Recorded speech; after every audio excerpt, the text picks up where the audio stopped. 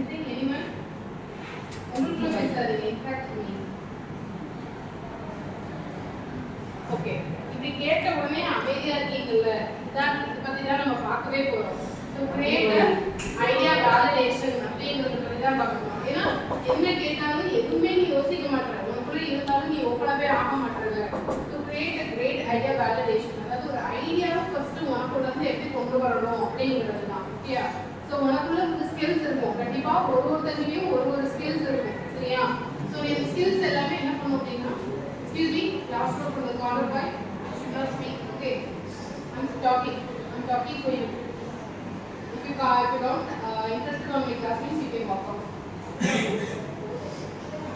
So listen. So ideas, innovations, something new project. Each and everyone must have a skill, right?